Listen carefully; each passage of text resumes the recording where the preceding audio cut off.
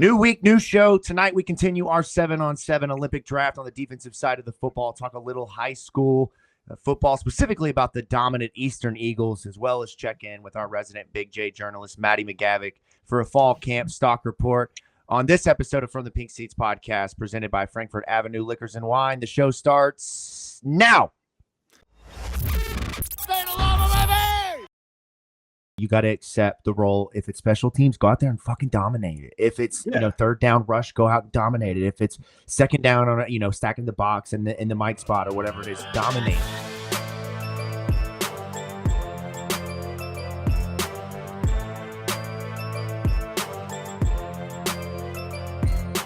Jam-packed show tonight. If you're watching right now, stop what you're doing, subscribe to the YouTube channel immediately. And if you're listening to audio on whether it's Apple, Spotify, wherever you get your shows from, subscribe, rate, and review. Help us out a little bit there. And of course, check us out on Twitter at Pink Seats Pod and on Instagram at the State of Louisville. Fellas, I watched Yasir Abdullah get a sack this weekend in a live football game. Awesome. So life is really good. How are you all doing? Not as good as Yasir is.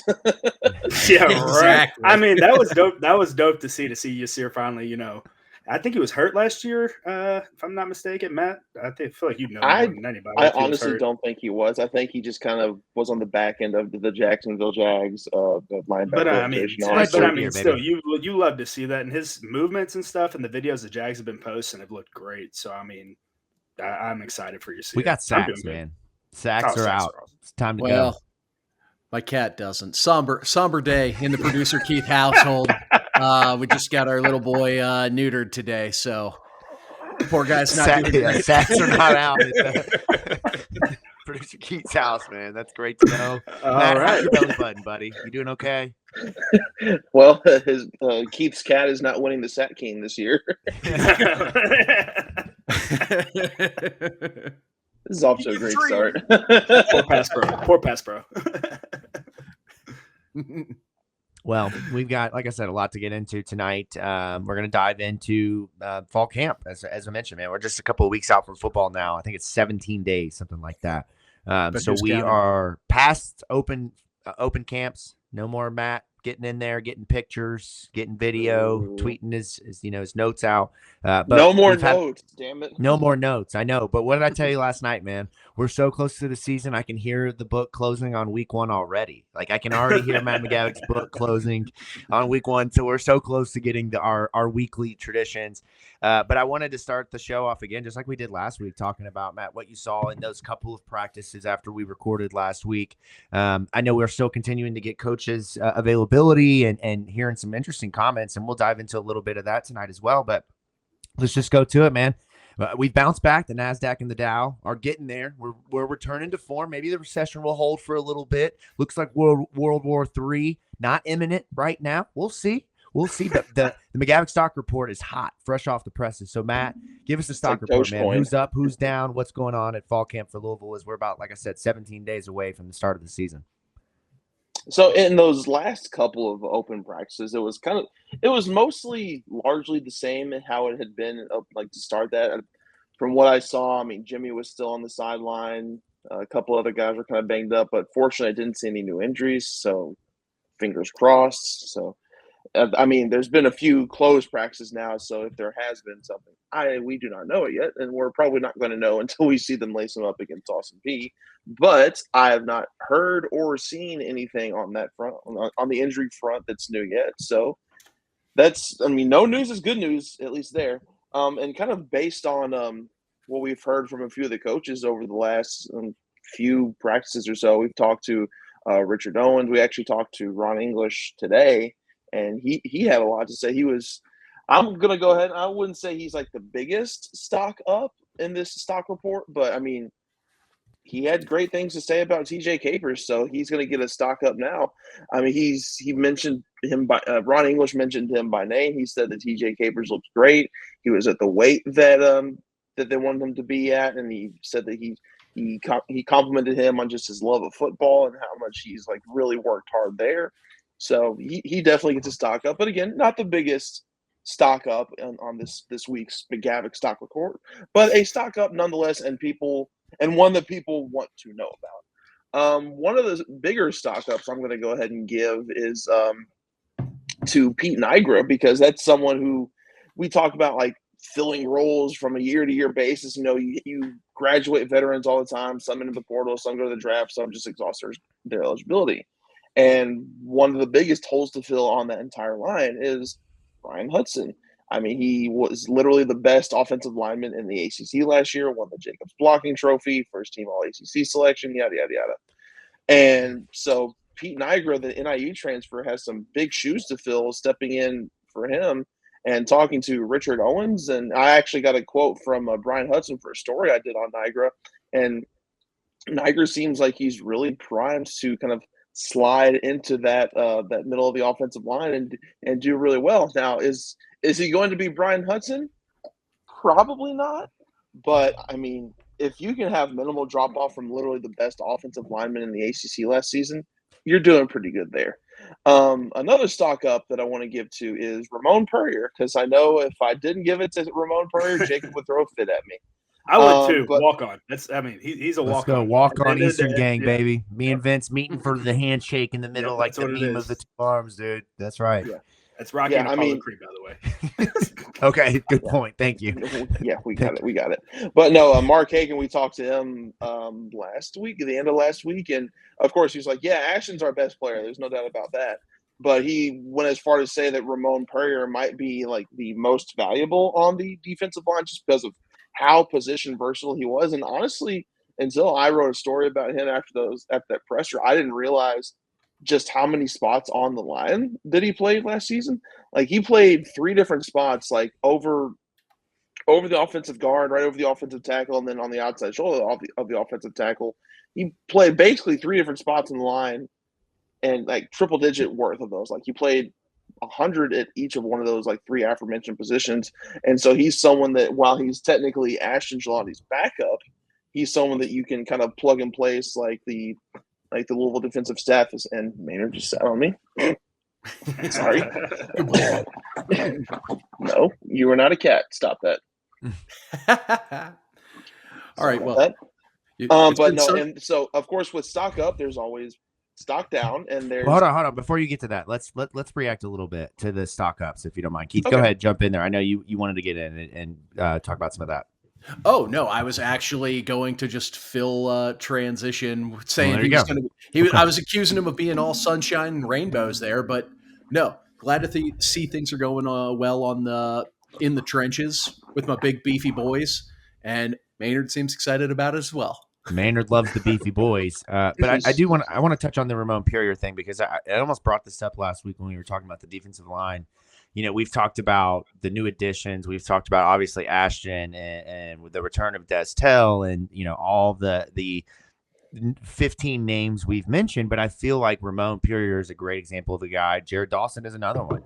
A guy that we're not talking about, but I guarantee you at some point on this show this season, whether it's Vince, Matt, Keith, one of you all is going to be like, Louisville won this game, or this defining play of this game was made by Jared Dawson, Ramon Purrier.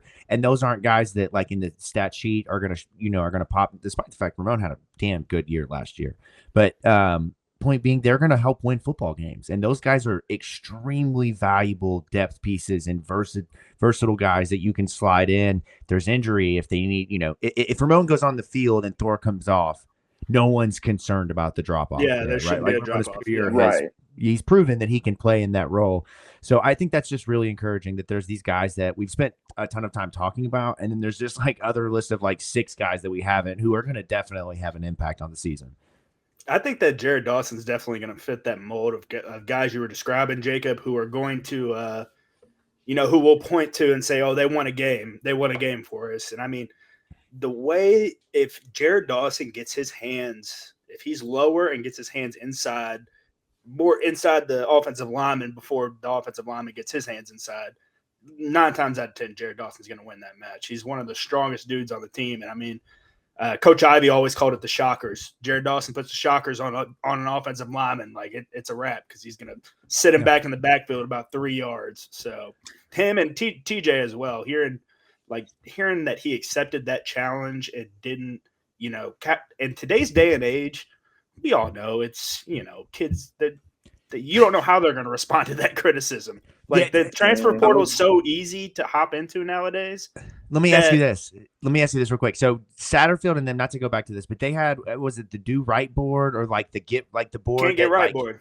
Can't get right. They had. That's right. Yeah. And that was like, if I'm not mistaken, that drove some guys off quickly because, and I don't necessarily point to that, but that kicked some guys off. Yeah, right. But like, you need that, right? Like, I mean, it's accountability at the end of the day, and it's just like what we deal with in a normal day, a normal work environment. Like, are you going to cower away from this challenge, or are you going to step up and accept it? Like in today, like Jacob, if you have something go up and work, you can't just run and quit. You have a family to take care of. That's the stuff that TJ needs to have in his head. Like, I want to make it to the NFL. Louisville, for me, is the best spot to get to the NFL, and they're going to push me and not sugarcoat it. Like, they call it the not for long league for a reason. Right. Like, and, talking about TJ and Matt, you saw some of this in practice, and Keith and Vince, obviously you guys were all out there for a couple of practices, but his role this year is going to probably be like a, third down rush, in the Leo spot, being that outside rusher, going to probably play some stand-up linebacker. What's the ceiling for him this year? I don't think he's going to play Leo. I think he's going to be exclusively an inside backer because, like, I did not see him line up on the edge once in fall camp. And quite frankly, I mean, they don't. Maybe they're keeping it secret, Matt. They don't. Well, they could be, but they don't really need him to play outside because, like, the depth on the edges is a lot better than it was exiting spring ball because of how they attacked the portal after spring ball. But I mean, in theory, he could play the edge, but my understanding is that he's taken all of his practice reps or almost all of his practice reps and as an inside backer. To piggyback off what Matt's saying there, like, I could definitely see TJ getting, to kind of combine what you're both saying, like, to put him in kind of a Monty Montgomery role where Monty was exclusively getting put in his junior year as that pass rush guy at the inside linebacker position. Yeah. Now, that's something you can sprinkle in and mug him up in an A gap, a B gap, or shoot, even on the outside and bump, somebody like Ashton down to, a 6. Say there's a tight end there. You can bump him down to 6 and have him out at a 9 technique. And you can have him mugged up, and he can also drop back into pass coverage. Like, that's the big thing there is you have to feel comfortable with him dropping back into pass coverage as much as you do with the rush. Yeah, so, no doubt. That's caught a lot of linebackers for Louisville. But there's no doubt that TJ's probably a better pass rusher than TJ Quinn. Right. Yes. Like, I would say that TJ Capers is likely a better pass rusher now than TJ Quinn is now. Yeah. So that mix up right there, that change up that you could throw in there might be fun to play with. So to piggyback on some remarks that Coach English made today, ultimately he did say it's not his call, but a spot I feel like you could see Capers get a lot of playing time this year is on special teams. Yeah. He's athletic enough, like him trying to blow something up on a punt block or even if on defense in like a bear package or something like that, when it's like, okay, they're probably running, let's bring in some beef and stack the box. You could see him there, but no, I expect guys like TJ Quinn stuff could in turn get him more reps on defense. Like, that's how coach's role. Like, if you're going to go out there and show effort and a lot of it on all four, if TJ's like, if I ain't playing defense, coach, you put me on all 4 phases of special teams. Because that looks good in the NFL too. There's guys, we talk about Des Fitzpatrick a lot on this show, and he was a guy that I'm sure NFL teams would have loved to seen on kickoff return, punt. Yeah. The red shirt's gone. It's gone. There's no more of the 4 games. Like, if you're TJ, you got to accept the role. If it's special teams, go out there and fucking dominate it. If it's third down rush, go out and dominate it. If it's second down on stacking the box in the mic spot or whatever it is, dominate it. Like, the thing is, like Matt mentioned or one of y'all just mentioned, the transfer portal these days, and I'm not accusing TJ of this by any means, but it makes players almost like, if I don't get what I want, I'm out. There's an easy cop out. Right. It's an easy quit. So for him, 5-star player, reclassified, came in, in that class and made the 2023 class what the, ceiling maybe can be for recruiting. Now it's time for these guys, including him, including, some of the others that we've talked about, go out there, accept your role. Your redshirt season is gone. Prove you deserve to be on that field. Make this team better. You're going to make them better if you accept that role, because if Ashton has to come off the field, if Quincy has to come off the field, if TJ Quinn has to come off the field, these guys can be held accountable and can step in confidently, like the fucking dogs we had in the early 2010s and in the early 2000s. When you're talking about third and fourth string guys get in there, and you're like, oh, just wait until he plays in a couple of years. You know what I mean? Exactly. So like that's been missing.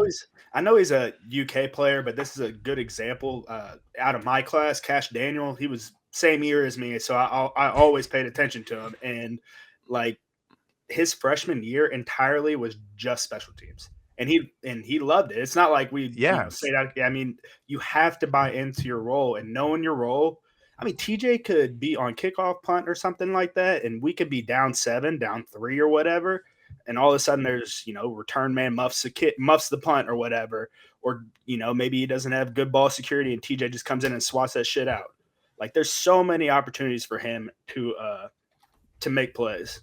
Yeah, absolutely. I'm really excited about him. I think this is a good conversation to have about him, and we can kind of hold, the production on him from this season, kind of look back at this and see if it really kind of sparked things. So he's definitely someone I will be looking forward the entire year of. Oh yeah, maybe I'm not on excited to see him on the defense, field. but like Yeah. special teams, like Keith was saying. First 2 weeks too, man. You get Jacksonville State, Austin P, Jacksonville State. My apologies, but you get him on the field. Hopefully, a good chunk of the game. That's a win for Louisville to get these guys in. It's almost like that's a preseason for Louisville. Those are games I'm looking extended at as a fall walk camp, on, yeah. and I'm licking my chops. I'm like, oh yeah, we're I'm getting in this game. If we're lettering Two this game stats in the fourth quarter when they run the ball, I'm in there. Let's go. That's All right, the best Matt, part about fullback. Let's talk Right, stock yeah. down. What's the not so good of the last couple of days of practice that you saw? So the main thing that's really, Absolute perfection. 12-0, baby. yeah. So the real big thing that kind of sticks out in terms of stock down was that Braum did not really sound particularly pleased overall with the first scrimmage that they had this past Saturday. We're recording on Wednesday the 14th, and there's past Saturdays when they had their first scrimmage of fall camp. And he said while it was largely good, and the usual suspects like, an Ashton, a Quincy, a Tyler, a Colin Lacey, those guys stepped up and made plays. But like it seems like the guys who are in the mix, like behind them with the twos and beyond, it sounded like nobody stepped forward in that regard. Because I mean, we asked him multiple questions after that scrimmage because we didn't get to watch it; it was closed.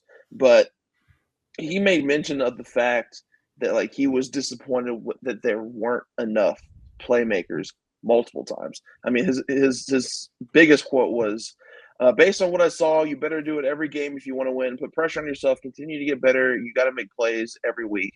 With that said, some new guys need to emerge, and I didn't see that as much. New guys need to step up, stand out. It's good to be consistent and steady, but you got to stand out and make plays whatever side of the ball you're on.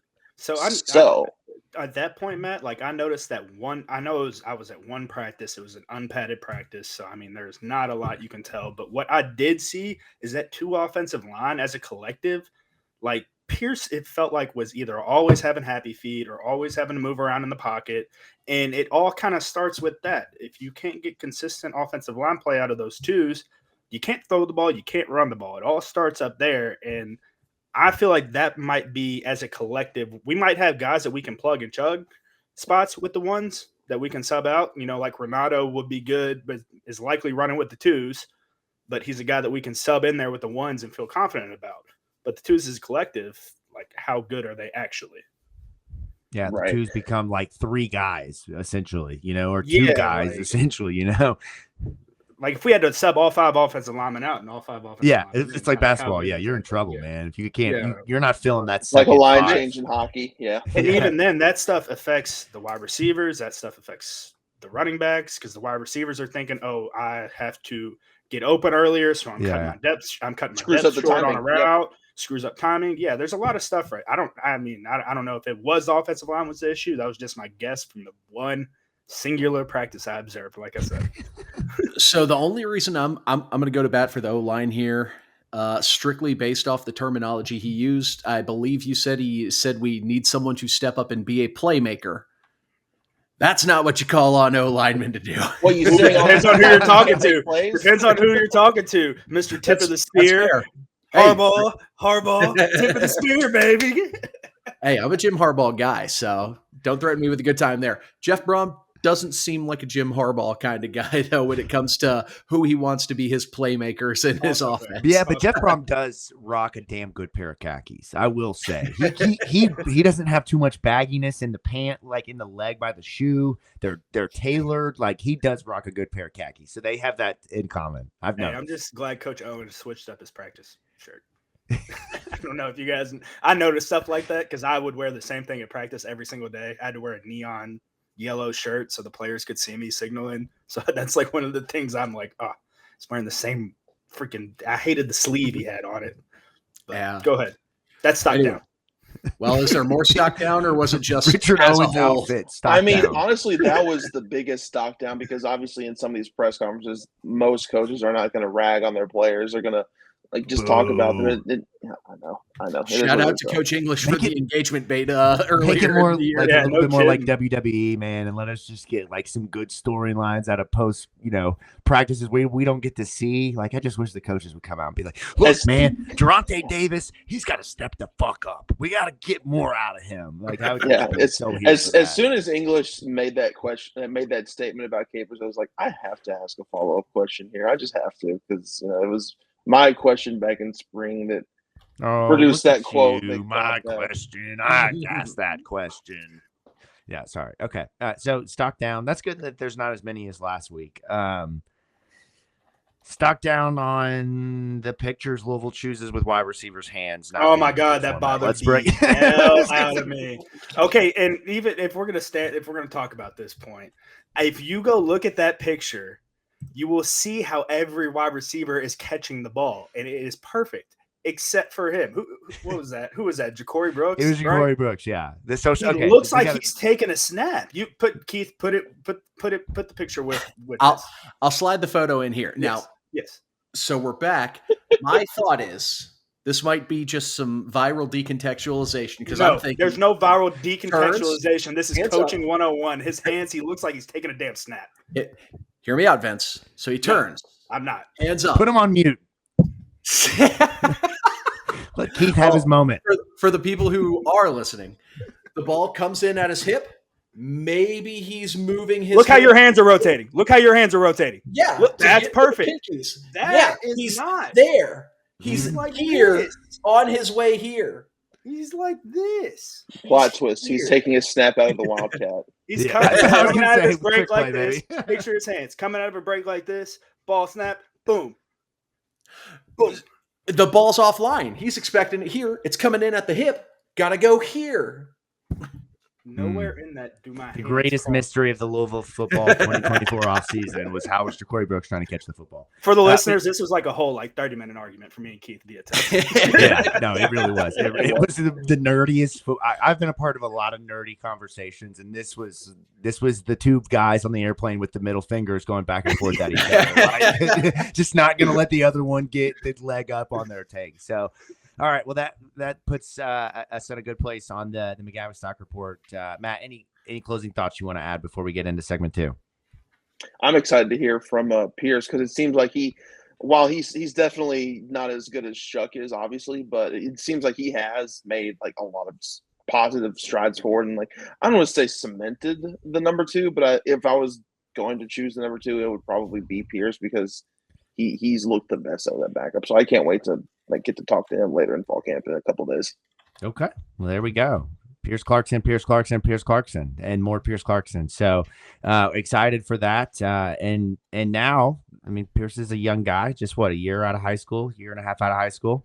We'll transition into segment 2, and we're going to talk a little bit of high school football for the first time in From the Pink Seats podcast history. How about that? Finally. How about that, man? Vince has been waiting for his moment. I try to talk about Eastern whenever I can.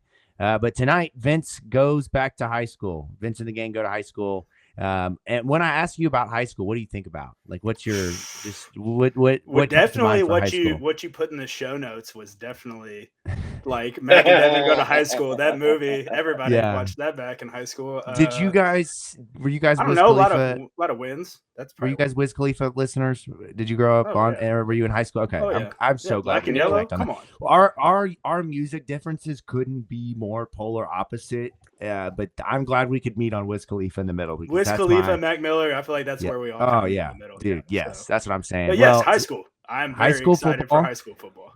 We talk a lot about high school football here when we talk about, walk-ons and local guys. And, we've had the conversation about local guys a lot. And Matt, I'm going to send you this. I need to, but Dave Doran went on a rant on the Mac Lane and Gramlett show about North Carolina players staying home. And I'm like, I got to send this to Matt, man. He would love to hear about this if Jeff Brom went on an equal rant. But tonight we're going to talk a little bit of local high school football. I think I know we're a couple of weeks away from Louisville football season kicking off, but JCPS and most of the surrounding counties get things underway this year. And football has really, since I've been in high school, I don't want to say flipped, but when I was in schools like, or when I was in high school, schools like DeSales were not, in the conversation. Trinity dominated every single year. Manual was not a part of the conversation. Eastern wasn't a part of the conversation. They're still not a part of the conversation, to clarify, just to be completely honest. But Male was not what they are now. Male has become one of the more dominant programs in the state. Manual didn't Manual upset Male last year, Matt, or was that a couple of years ago? So we've seen one last year because I was at they that. They did. Whenever I was in high school, it was always like it's a tight game, and there were a couple years. I believe the year with a running back named Mike Nero where they upset Male. There's just a lot of good football teams in Jefferson County alone, and that's kind of where I kept my notes. Whenever I text this to you, Jacob, ideally I want to make this a yearly thing that we can do, that hopefully high school kids or parents or whoever can listen to and look forward to maybe hearing us talk about, their team or their kid or their school and stuff. Kind of like not Max Preps, but there was always that magazine that you saw in Kroger back in the day that would have like 4 high school kids on the cover.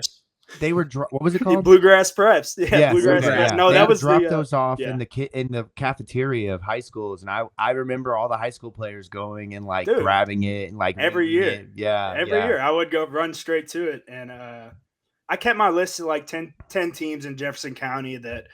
They might not be the best teams in Jefferson County. They're teams that I'm likely going to go out and watch some games of. Some teams I find interesting and some fun little nuggets and notes about them. We'll start off with Male since we were talking about that first, Jacob. And Chris Wolf's their head coach coming in for another.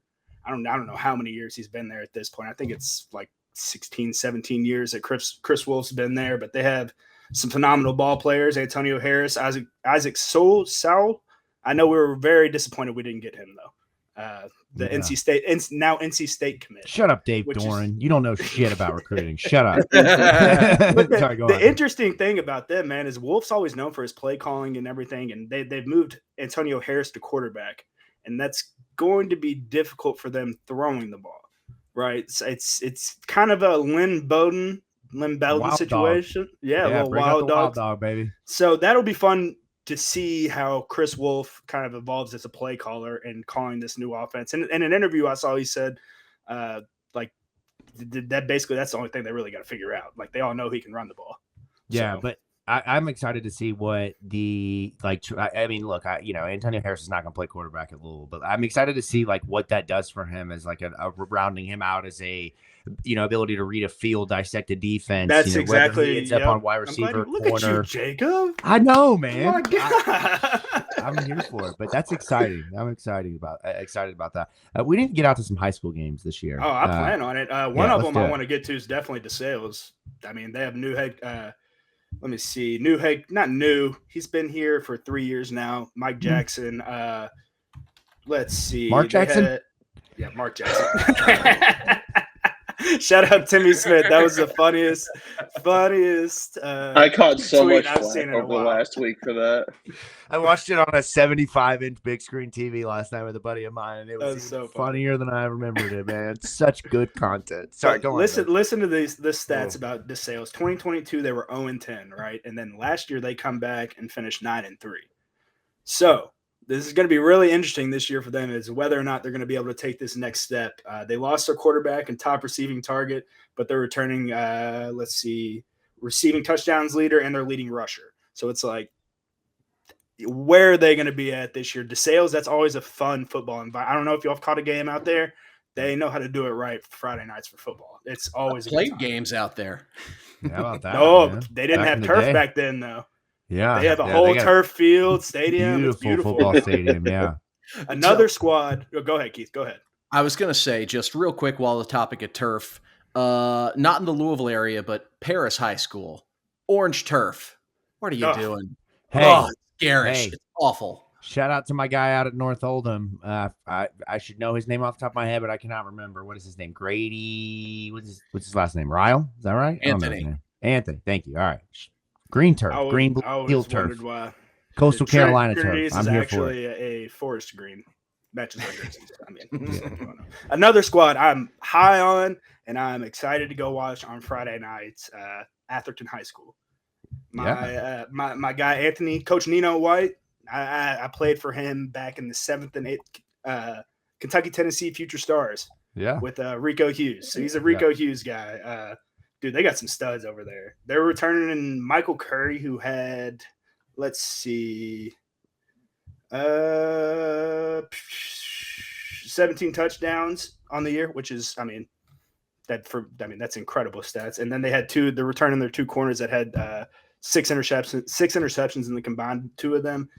They finished in the semifinals or quarterfinals this past season, which is like one of the highest, furthest they've ever made it. I can bet, I can't. And they had the number 2 scoring defense in 5A, so they're going to be a fun team. As long as they play disciplined football, they got athletes all over the place. They're going to make some noise. How many high school teams win games with their defense? Like that'll be fun to see. Like most of the high school teams are just like, well, I can't say most, but like Eastern High School, we're just lucky to keep a team on their side of the field. Like and the stat I was looking for was Curry had over 1,000 yards rushing as well. So you return 1,000-yard rushing, 17 touchdowns. Like that's dark awesome. horse. I like them.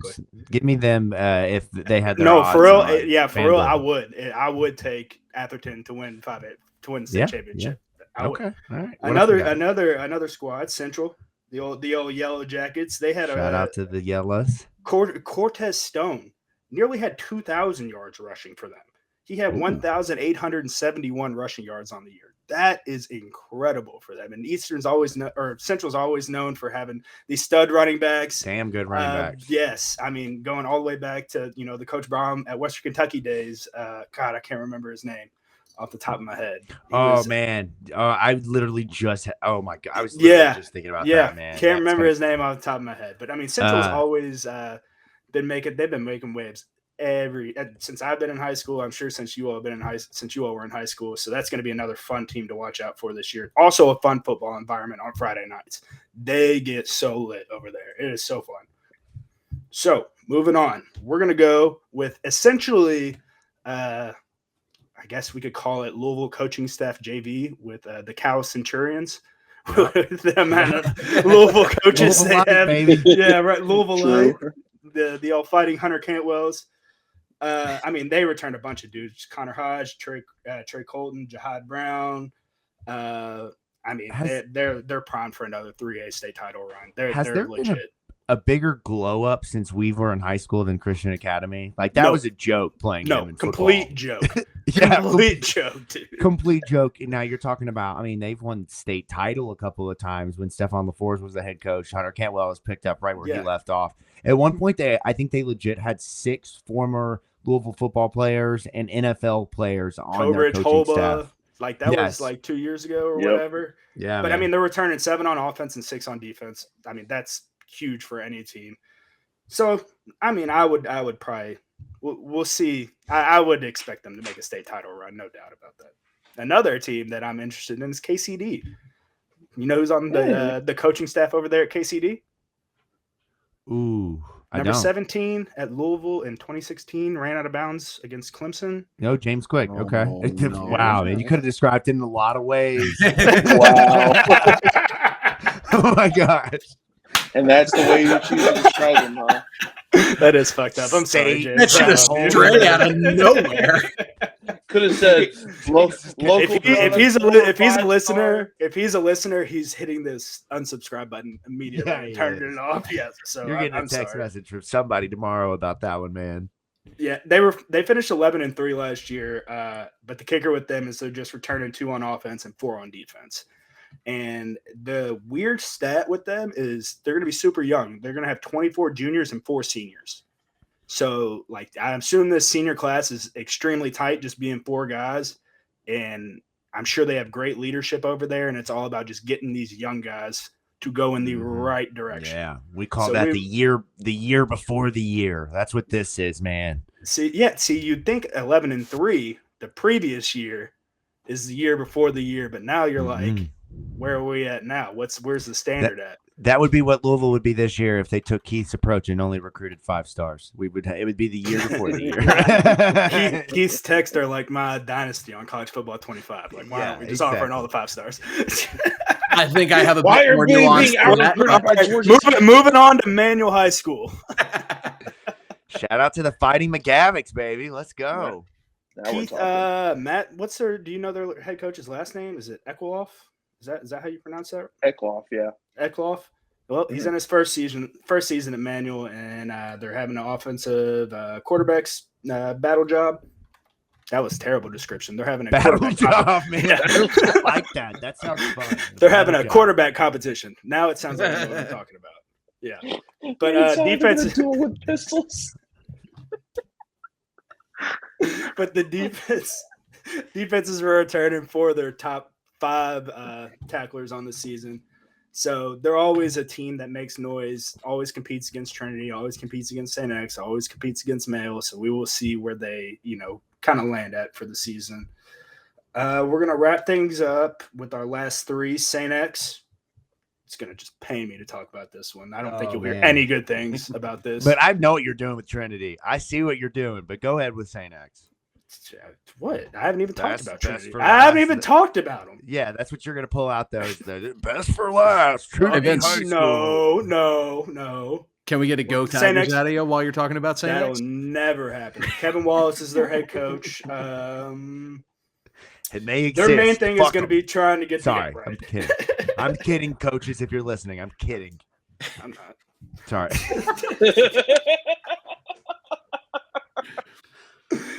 They're going to be trying to get the ball to Marlon Harbin. He holds offers from both UK and U of L, so that's going to be their go-to guy. St. X is always known for, having a stout defense under Kevin Wallace and their staff. So they won a state championship 2 years ago, I believe. And, I was very surprised by that a lot. But Kevin Wallace was brought in here for a reason. He's a damn good head coach. So expect them to obviously compete as they always do. Moving on, Coach Beatty would call this field a pigsty, but now they've upgraded to turf. So Ballard High School, you're up. Ballard's always got some studs on their team. They're going to be extremely young this year. They're going to have to fill their 2 leading rushing roles, which definitely sucks. But they're returning their quarterback, and he's got a lot of talent. And I would not be surprised if they spread the ball around the field and just try and get guys the ball on the outside. And obviously they have to develop who's going to be that guy to step up in the run game for them. So that's going to be a fun thing to watch there. Their game environment's awesome to go to as well. Best for last. Trinity, last one we're going to talk about tonight. Jay Cobb won his first state championship last year. Was awesome to see. He has a long way to catch Bob Beatty. Coach Cobb, if you're listening. But Zane Johnson's the guy to watch for them on offense, as well as Jeremiah Lynn. That's going to be the guy they're going to be trying to get the football to. I went to their scrimmage last week. They were 0-0 for most of the game against a team from Ohio. Zane Johnson, it seems like he's he's confident in his arm, but needs to settle in a little bit more on his reads, maybe trying to do too much. I would be too.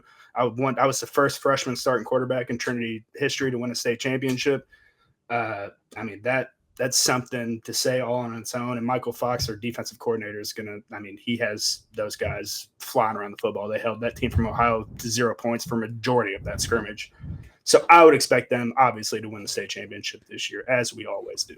Bunch of Lococos flying around out there. There's two Lococos flying around on that field. My two little cousins, Matt and Nick. That's a dangerous thing. Two Lococos flying around, man. Yeah, my cousin just committed to I can't remember. It's like Washington State.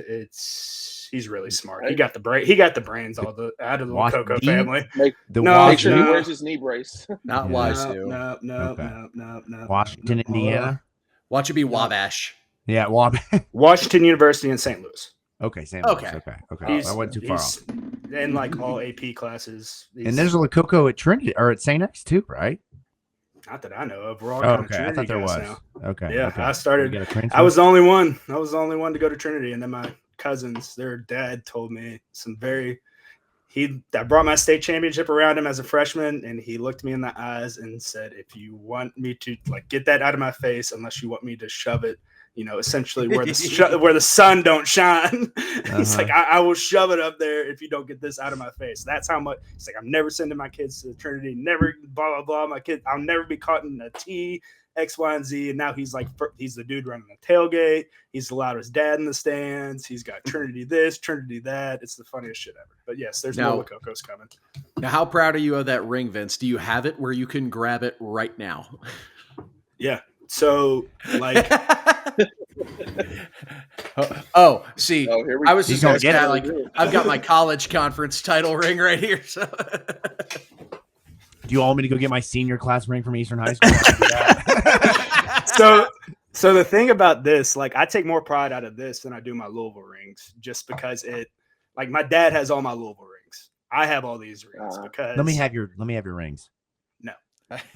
I got your jersey. Let me get I'm gonna talk to David about that. David, these just mean more because of the guys I did it with, and it's not like the Louisville rings mean less. It's just I don't know. It just means a little bit more to have these around, and obviously within arm's reach distance to grab. My dad will be very happy that he saw this on camera. He thinks I lost it. David, he didn't lose it. Nope. Yeah. Loved it. I used to have it in my mirror so I could look at it every day. Be a nice little reminder to work my ass off. And that's all worth it. Heck yeah. And working in St. Matthews, man, you just got to show up, to the Jimmy John's counter and scratch your face and see this? Right across the street. Give me a free JJ gargantuan. You get that number 16 extra on a 20% discount. Exactly. Well, that's great, man. I appreciate the high school update, and hopefully we'll get out to some games this year, and we can talk a little bit high school football. I'd love to see Antonio Harris play. Love to see some Trinity High School.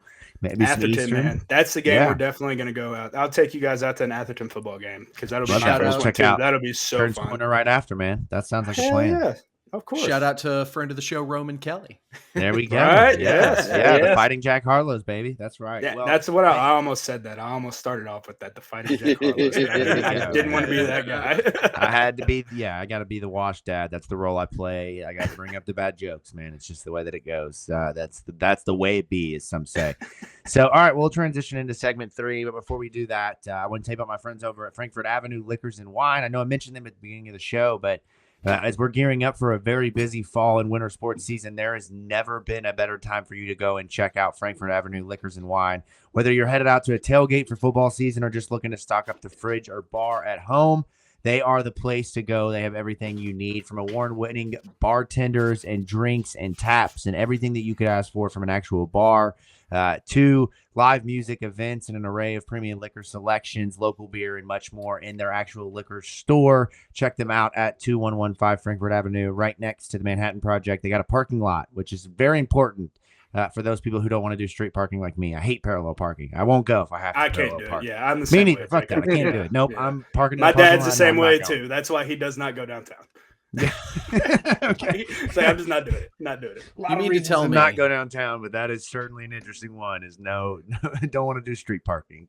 So, anyways, we'll let's transition to the last segment of the show. We did this last week where we did a little Olympics talk. We've got some Olympics football happening in 4 years from now. And 7-on-7 football, I don't know if you all have seen, they've, started to kind of turn the clock towards that. As Matt would say, they've closed the book on 2024. Now Snoop Dogg's in LA performing out there, and we're really rocking and rolling promoting the next Olympics, which will feature flag football. So that's where this came from. Last week we drafted our offenses, and instead of drafting a full 7-on-7 team and keeping everyone here for 3 hours, we just drafted 3 guys. The trend of the last segment has been a list, a draft, whatever the case is. We'll continue to do this, but for tonight we got to close the book on our 7-on-7 drafts and draft defenses. And so for those of you who didn't catch last week, here's the rules, okay? No repeats, snake draft, and on this side of the ball, no Jair Alexander, because that will be the first pick. And it's just, and there's a ton of guys. Like there's an easy 1-1 here. There's an easy 1-1 here. Okay, we'll see. And so last week, the youngest of us got to go first, and that was Vince. And tonight, the oldest of us, the most likely That's to so die bullshit. First As the youngest, I'm going to throw a fit. So Keith will draft first, and then Matt, and then myself, and then Vince, and then we'll snake back all the way through until we've picked our 3 players. We'll when we get finished with this, we'll drop the full teams on social so that everybody can kind of see where we shake out. But I did my 7-on-7 research today and learned that the most used scheme is the 1-3-1, where you have a rusher who's a linebacker, and then you're dropping into coverage, and then you got your safety valve. Okay, so for this, we can draft however we want, but typically you need your linebacker, and then you need your backs to cover your wide receivers, right? Because I've got Tutu and Devontae Parker. Good luck for the 3 of you all covering that. Okay, so you better get a good rusher and take advantage of that. So, Keith, let's start with you first, man. I'm really curious to see where you go with this. Who is defensive pick number 1 in the 7-on-7 3-round draft? So I don't know if that's just the Olympic style of having a rusher. I was more going like passing league 7-on-7 rules. I don't know. Where I didn't. You got your. I just did Google search. I didn't have any rushers in my draft plan. Otherwise, my favorite Louisville Cardinal would be pick 1-1. But, tight ends can tend to be a bit of a matchup issue sometimes. And since we're drafting players who were at the peak of their power, a 12-year NFL starter, a 3-time Pro Bowler, and also I get to deal a little bit of trolling with it as well, I'm going to pick Tom Jackson. No, be my pick number 1. Oh no! Oh man, I did my research on him today. I think he's the program's 8th leading tackler of all time. So shout out to Tom Jackson, man. He finally gets to rightfully find his place in this draft after we mistook him for 3 different people last week. Great pick. So hold on, help me understand this. So you said I can't even say anything. Your strategy is to have linebacker. Okay. Louisville has a lot of really good defensive back alumni for depth. Yeah. I thought that was going to be the deepest area of the draft. So I was like, you know what? I want a good linebacker, someone who played for an extended period of time, especially at the highest level. And I wanted to troll Matt a little bit, so let's go get Tom Jackson. Yes, I'm here for it. All right, so Tom Jackson, I did not have him as the first pick off the board. Quite honest. Worth it. Worth it. Worth it. For the trolls, baby. All right, Matt, where are we going pick 2, man? So 7-on-7, I mean, you'll sometimes have some underneath stuff, some intermediate stuff. But I mean, come on now. You want to try and throw the bomb. You want to try and get that deep route up the sideline or what have you. So you're gonna need someone on the back end. And who better to pick someone than the guy who literally set the NCAA interception record? You took yeah, that's a good one. Going with a hot rod, Gerard Hallman. I like that. Here's the thing. I thought a lot about this. He was number 2 on my list, but you put that man in man-to-man.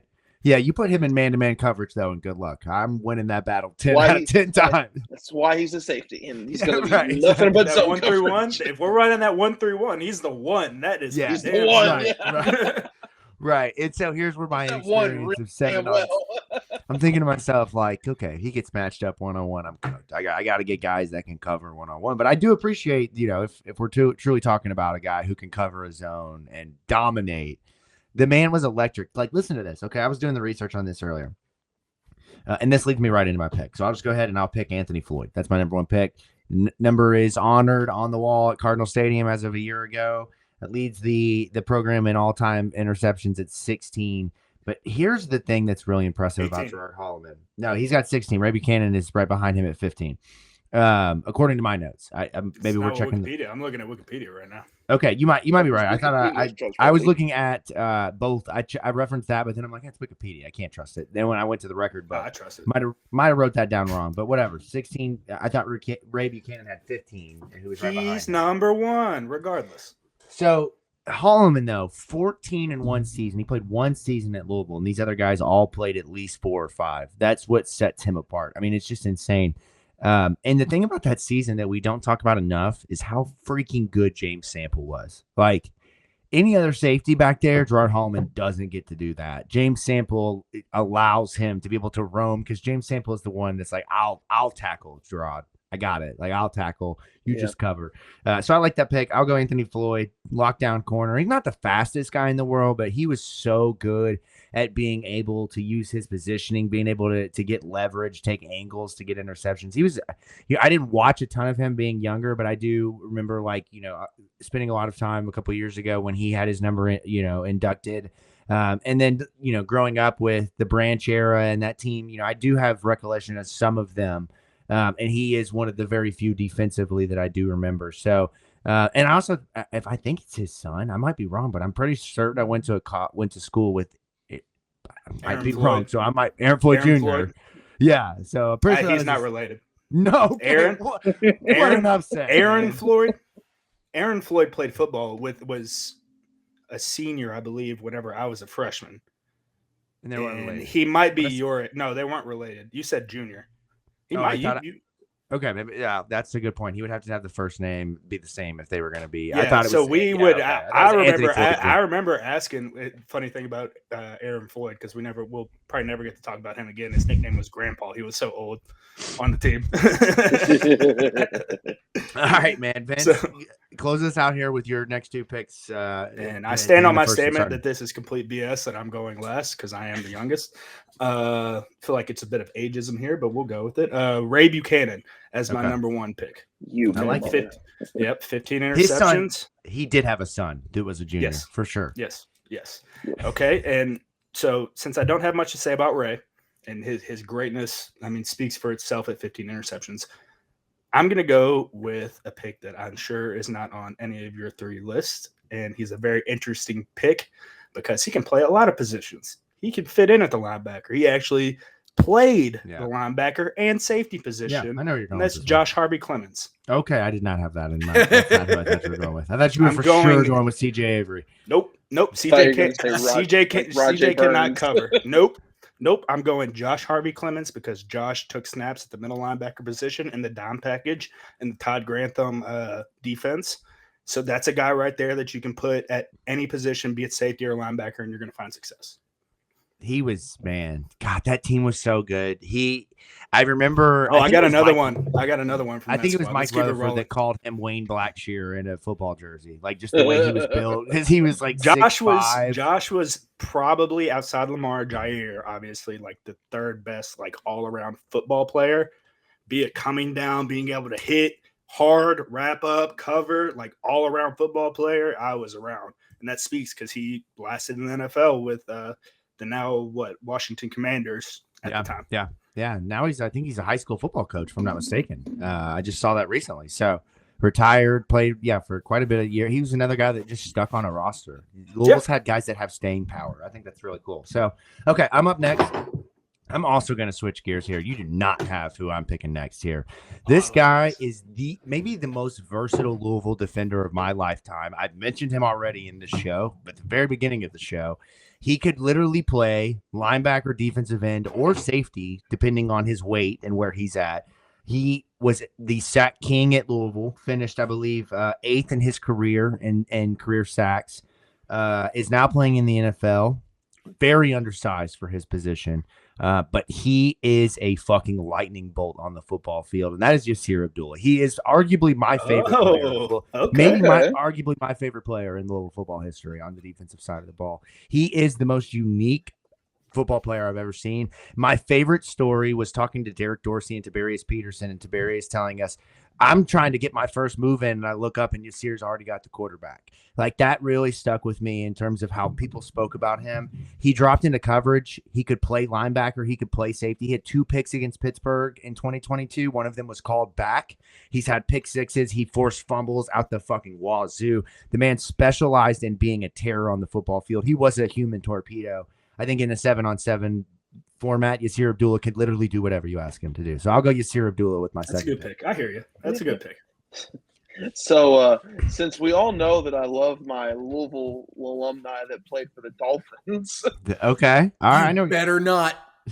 I'm going to double it down. And I know Keith, yeah, Keith is probably. I love this jab y'all are having back and forth tonight. This is great. So, I mean, when you think of some of the top cornerbacks in Louisville history, of course, you think of Jair, you think of Ray Buchanan, but arguably the top one in Louisville history. In fact, when I know earlier this year, when I ranked my top 5 Louisville cornerbacks of all time, I had Sam Madison at number 1. I mean, 201 tackles, 16 picks, 44 PBUs, 4 forced fumbles. I mean, and played several seasons in the NFL. Like, come on now. Literally poached my next pick. That's a great pick. Yep, pivoting. So I'm going to go even further back in the Wayback Machine to another talented Louisville defender who was able to do era back whenever he was watching football. I mean, pretty close. And this is a player who went on to have a very successful NFL career, over 20 NFL interceptions in over 122 NFL games. Frank Minifield. Okay, that's a great freaking pick, man. Man, that's a good pick. That might be the best value pick of this entire draft. Well, yeah, he was going to be a 3rd round pick if someone didn't take Sam Madison right before me. I old big board lined up and everything. So with that, I'm torn between 2 guys for my 3rd round pick. One of which was more successful in the NFL, and one of which I just remember more in college. But I think we're going to have to break down, make a decision, and we'll go with Kerry Rhodes. That's a great pick. For the top of my secondary. Solid. That's a great pick, man. So your defense shakes out to be Tom Jackson, Frank Minifield, and Kerry Rhodes. That's for the old heads are going to really appreciate you tonight, man. We're out here proving our age. I think all those guys play with tearaway jerseys. Bunch of plumbers and firemen out there, man, playing football. Oh, shit. All right, Matt, who you got, man? Close this out here with your pick. I mean, since we never really figured out the format of how we're actually going to do it, if it's just like a bunch of wide receivers and tight ends, or if we're going to have like actual rushers, this pick's kind of on the side. Like, if we do have a rush, if we do have to have like one rusher, like, hi Maynard, he's sitting on me again. So, I mean, who better to pick? I'm going to pick a little outside the box. So I want to pick another cornerback or a defensive back, but you know what? Let's get a little creative. I'll have one rusher, and I might as well have arguably the best lineman in the history of the Louisville football program. Yeah, Maynard likes this pick too. I'm going to go with the man known as Cool. Everyone who's a longtime Louisville fan knows what I'm talking about. Elvis Dumerville. Don't really dive into his resume. It speaks for itself. I mean, he's the single season sack leader. If you're going to add a rusher, that would have been like if we're doing a rusher, that would be pick 1-1. I just want to have that. You all had me on the first episode. Favorite Louisville player, Dr. Doom. That's true. Yeah. Jacob, that's a good pick. That's a good pick. So I'm gonna switch it up a little bit here. Not like the strongest resume, but he is probably my favorite trash talker outside of Jair. I think that he crawled so Jair could run. And that is Charles Gaines. Charles Gaines was the primo. With my pick. No, I the really- primo shit talker for Louisville football through the Charlie Strong era was a 6th-round pick. I really can't believe he didn't make it in the NFL. He was sticky, man. He was so fun to watch. I don't know what his exact interception number was, but it was limited. He was a guy that just didn't get tested a lot and didn't have the production that a lot of other players had. But he was, throughout that era with Charlie and that team, like his physicality, his tenacity, the way he. I mean, you remember how Jair was in players' faces? Like Charles Gaines was Chris Jones from the basketball court on the football field. Charles Gaines did not shy away from who he was and where he came from, and let everyone around him know when he was on the field that he on a 7-on-7 football field will just talk so much shit that half of the team will quit just having to go up against him. I'll do So I'm you gonna go one with Charles better. Gaines. I'll do you one better. I think I've checkmated you. Well, maybe not, because you probably enjoy Charles more than I enjoy this player. Now, this is a guy that I truly, from the bottom of my heart, believe would still be in the NFL if Bobby Petrino did not blackball him as a player. Mm-hmm. Now, I know you all remember in 2016 there was a corner playing with a cast on his hand. Now, this guy taught a lot of stuff to Jair. And if you can't pick Jair, this is the curveball pick that you pick, because he helped and taught Jair a lot of stuff. A lot of the shit talking, a lot of the playing freely came from Shaq Wiggins. Yeah. Shaq Wiggins is hands down one of the best man-to-man cover guys I've ever seen. And if it wasn't for Bobby Petrino hating his fucking guts, he would probably still be in the NFL right now, because Todd Grantham brought him and Josh from Georgia to be guys at Louisville, and both of them excelled. And nobody, and Jair included, talked more shit than Shaq Wiggins. We could be writing a sentence, and Shaq's going to be talking shit about how his sentence is better than mine. Yeah, no, that's great.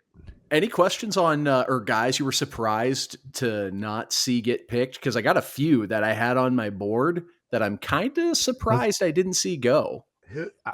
So I thought that, like, again, the format thing, I didn't play 7-on-7, so I'm relying on Google's AI to tell me what the fuck that is. And how defense is played. So I just leaned into. Yeah, no, I did. I'm admitting that to you guys. I'm vulnerable enough as a male to admit I fucked up and just trust. You can't come ask me that, because I would have been like, "That's not real football." Well, and if I had asked the group, it would have been like, "Well, the fuck, you didn't play football, you loser ass bitch!" Like, you would have caught some strays. Nobody would have called you a loser ass bitch, though. I'm kidding.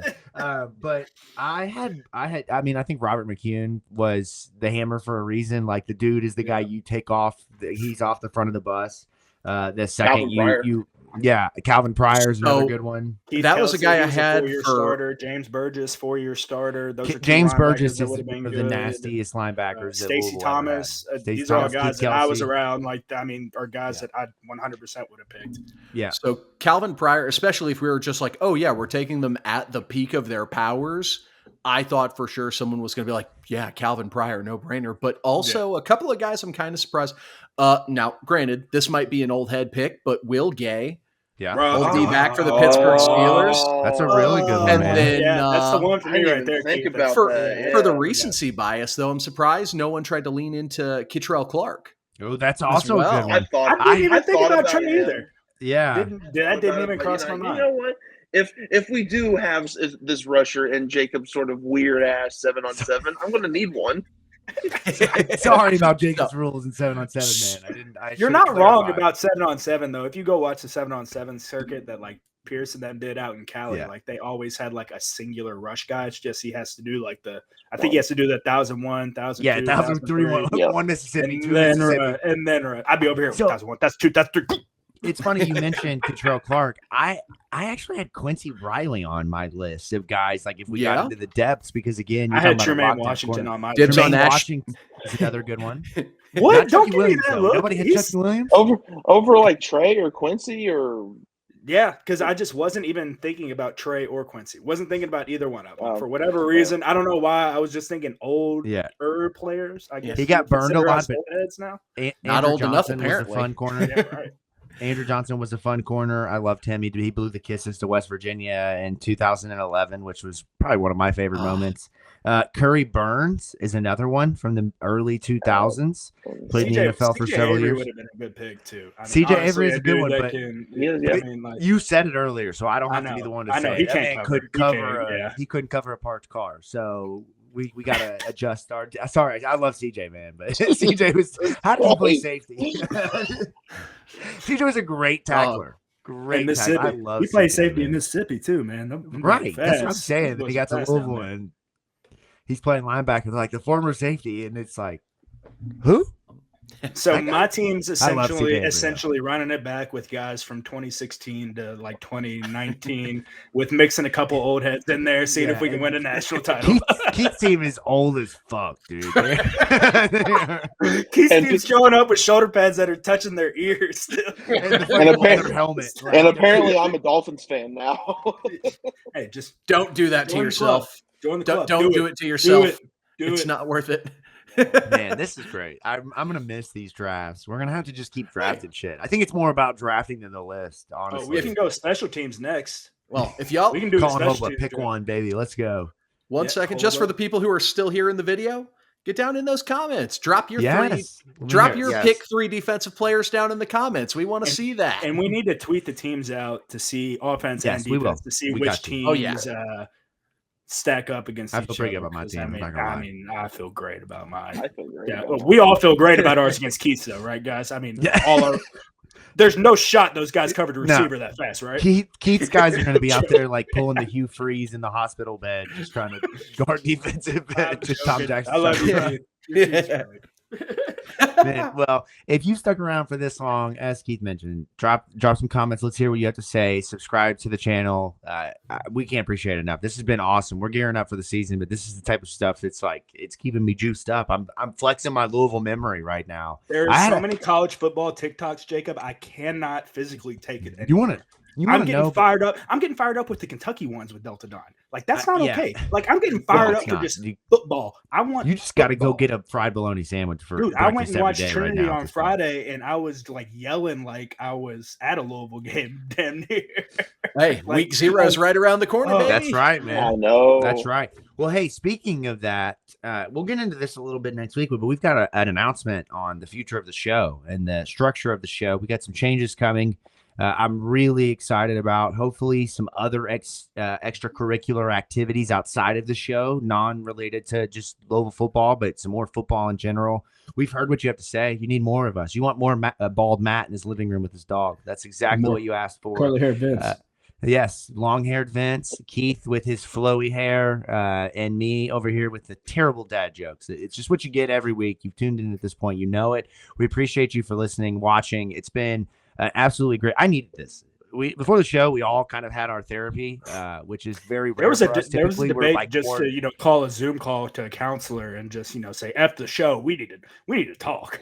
Yeah, but I think drafting random defensive backs from the 60s and 70s and linebackers has helped us for sure and gotten us back on track. So we'll continue on next week. Gets us closer to football season. As I mentioned, we'll have a big announcement on the show, and then we'll get our way into the week of the football. The following week, we are literally 1 week away from doing, really 2 weeks, but one more show away at this point from doing a preview football show where Vince is going to be like, Louisville's going to win 77-0. And I've been on multiple of our shows and anything talking with Tanner at. Whenever we did the MMA show, like I was like, yeah, 10 wins is my ceiling for Louisville football. Well, there you go, man. Or is the floor for Louisville? Oh, it's the floor. Yeah, Vince giving away the goodies for next week, man. Hold those goodies for next week. Jacob Lane, Vince Lococo, Matt McGavic, producer Keith. Man, this has been a great night. We will catch you all next week from the Pink Seats podcast, presented by Frankfort Avenue Liquors and Wine. Until next time, go freaking Cards, man.